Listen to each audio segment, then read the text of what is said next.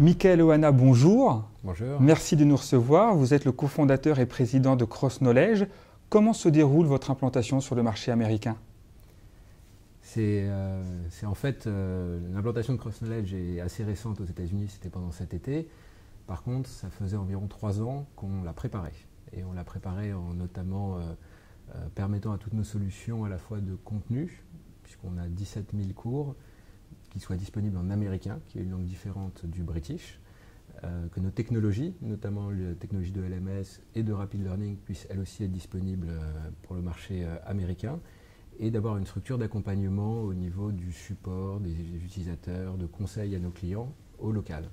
Donc on s'est implanté à New York cet été pour être au plus près de nos clients et de nos partenaires, et on a déjà à peu près 400 à 500 000 utilisateurs sur le continent américain. Quelles sont les principales différences entre le marché américain de la formation et le marché français, par exemple?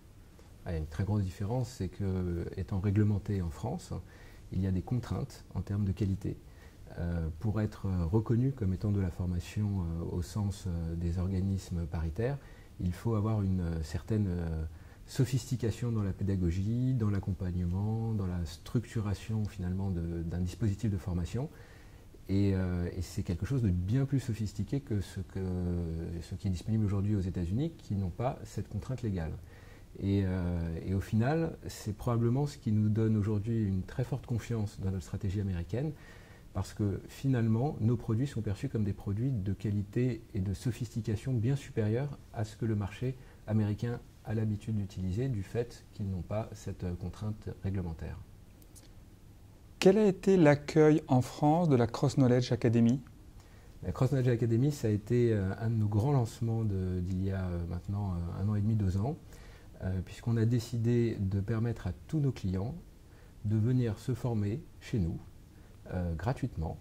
Et on a développé 12 stages qui sont par exemple comment déployer du blended learning, comment faire du social learning, comment transférer un contenu de formation en salle à un contenu de formation à distance, des formations qui durent 1 jour ou 2 jours, disponibles aussi à distance bien sûr, et plus de 3000 personnes, près de 3000 professionnels de DRH l'année dernière sont venus se faire former chez CrossKnowledge et ont été certifiés par nous sur ces compétences-là. Vos solutions se destinent-elles essentiellement aux grands comptes?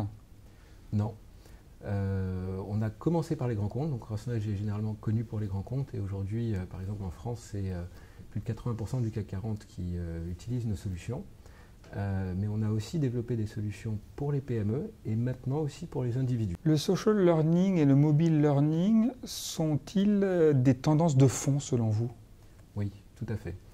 Le mobile learning, c'est un projet qui a commencé il y a maintenant 2 ans et demi chez CrossKnowledge, où on a investi massivement pour que à la fois nos contenus et à la fois nos technologies soient disponibles en mobilité.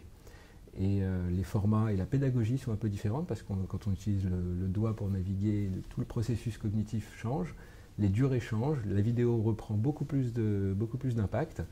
Et on a aujourd'hui des solutions spécifiques pour l'apprentissage en mobilité.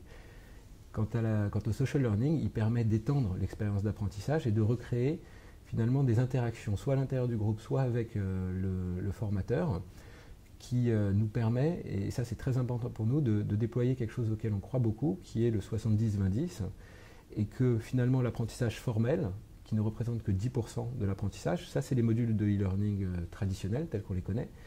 Mais tous les 20% qui sont l'échange avec les collaborateurs, on va être capable de les recréer à travers des discussions, des practices communautaires autour de centres d'intérêt, grâce à ces fonctions qui vont s'intégrer à l'intérieur des dispositifs pédagogiques. Et le 70%, qui est l'apprentissage par l'expérience, là, c'est aussi quelque chose de très intéressant, parce qu'on permet de faire des exercices et des retours sur expérience dans pas mal de dispositifs pédagogiques pour être sûr que l'apprentissage se met en pratique. Michael Ohana, merci beaucoup et très bonne continuation.